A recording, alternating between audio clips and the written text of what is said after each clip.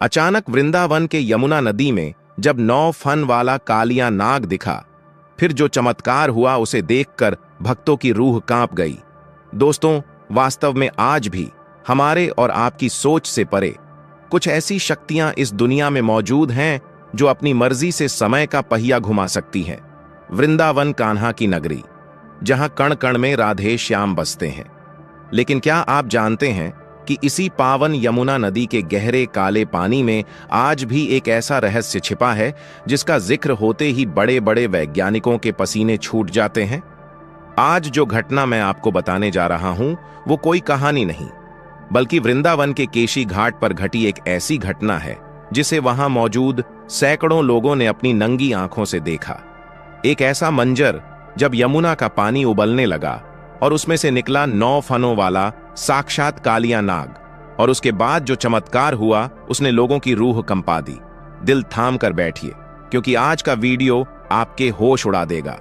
भक्तों, आधा अधूरा ज्ञान सुनना या छोड़ देना दुख और पाप का कारण बनता है, इसलिए इस घटना को अंत तक अवश्य देखें। अगर आप भी श्री कृष्ण भगवान के सच्चे भक्त हैं तो इस वीडियो को लाइक करके चैनल को सब्सक्राइब जरूर करें और कमेंट में राधे राधे जरूर लिखें। तो चलिए बिना किसी विलंब के शुरू करते हैं। तारीख थी 14 नवंबर, कार्तिक मास की काली अमावस। वृंदावन में ठंड की शुरुआत हो चुकी थी। घड़ी में रात के 2 बज रहे थे। आमतौर पर इस समय केशी घाट पर सन्नाटा होता है, लेकिन उस दिन एक विशेष गुप्त पूजा के लिए कुछ नागा साधु और स्थानीय मछुआरे वहां मौजूद थे। माहौल में एक अजीब सी खामोशी थी। हवा एकदम रुकी हुई थी। यमुना का पानी जो हमेशा बहता रहता है, वो उस रात एकदम शांत था, जैसे किसी तूफान के आने का इंतजार कर रहा हो। वहां मौजूद एक केशव दास काका थे जो पिछले 40 सालों से यमुना किनारे नाव चलाते हैं। बताते हैं कि उन्होंने अपनी जिंदगी में यमुना को इतना काला कभी नहीं देखा था। पानी का रंग गहरा नीला और काला पड़ चुका था। तभी अचानक पानी के बीचों बीच से एक अजीब सी आवाज आने लगी। वह आवाज ऐसी थी जैसे हजारों लीटर पानी एक साथ उबल रहा हो। घाट पर बैठे साधुओं ने अपनी धूनी छोड़ दी। कुत्ते और जानवर अजीब तरह से रोने लगे। पहले सबको लगा कि शायद कोई भूकंप आने वाला है, लेकिन फिर नदी के बीच से एक फुफकार सुनाई दी। यह फुफकार इतनी तेज थी कि घाट पर लगे पुराने बिजली के खंभे कांपने लगे। लोगों की धड़कनें रुक गई थीं।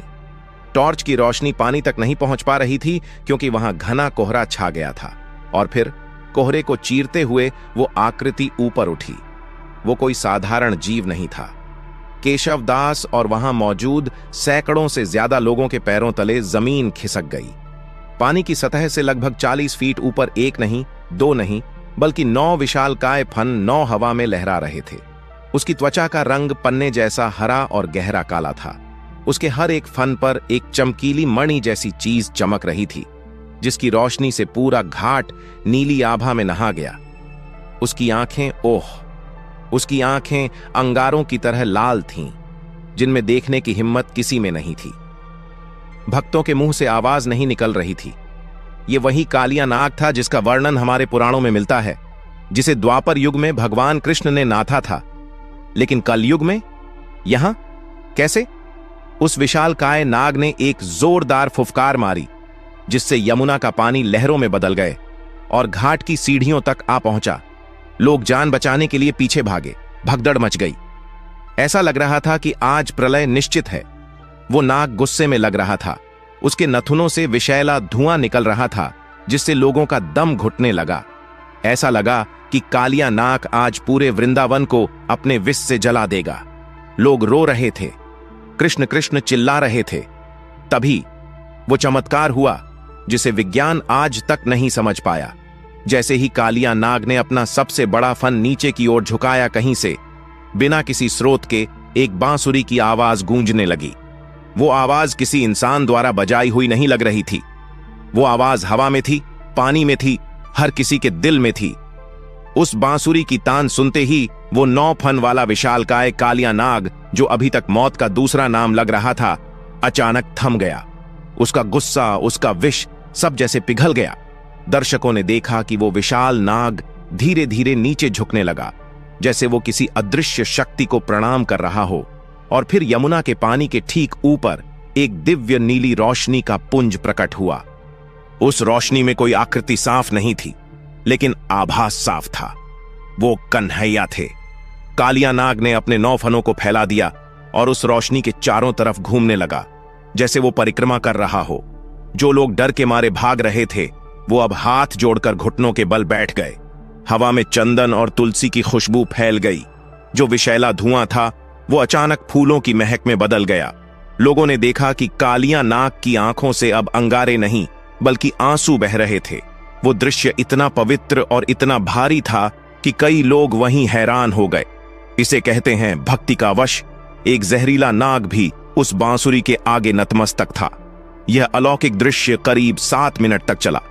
उसके बाद वो नीली रोशनी धीरे धीरे यमुना के जल में समा गई और उसके पीछे पीछे वो 9 फन वाला कालिया नाग भी बिना पानी में कोई हलचल किए धीरे धीरे गहराई में उतर गया। जैसे ही वो अदृश्य हुआ, यमुना का पानी जो काला पड़ गया था, वापस अपने सामान्य रूप में आ गया। कोहरा छंट गया, सब कुछ शांत, जैसे कुछ हुआ ही ना हो। लेकिन सबूत के तौर पर वहां क्या बचा था? घाट की सीढ़ियों पर गीली मिट्टी में एक विशालकाय सांप के रेंगने के निशान, जो किसी भी सामान्य एनाकोंडा या अजगर से 100 गुना बड़े थे। अगली सुबह वहां मीडिया और प्रशासन के लोग पहुंचे। गोताखोरों ने यमुना में छानबीन की, लेकिन उन्हें वहां सिवाय सामान्य मछलियों के कुछ नहीं मिला। लेकिन वहां मौजूद सैकड़ों लोग, जिनके मोबाइल कैमरे उस वक्त रहस्यमयी तरीके से बंद पड़ गए थे, वो आज भी कसम खाकर कहते हैं कि उन्होंने साक्षात कालिया नाग को देखा था। तो दोस्तों, क्या यह सिर्फ एक भ्रम था, या कलयुग के बढ़ते पाप को देखकर भगवान ने अपने होने का प्रमाण दिया है? वृंदावन की गलियों में आज भी लोग कानाफूसी करते हैं कि कालिया नाग मरा नहीं, वो बस इंतजार कर रहा है अपने स्वामी की अगली आज्ञा का। अगर आपको भी लगता है कि ईश्वर कण कण में है और विज्ञान हर चमत्कार का जवाब नहीं दे सकता, दोस्तों, इस वीडियो को अपने दोस्तों, परिवार और रिश्तेदारों के साथ शेयर जरूर करें। और वीडियो पसंद आई है तो वीडियो को लाइक करके चैनल को सब्सक्राइब जरूर करें और कमेंट बॉक्स में राधे राधे जरूर लिखें। धन्यवाद।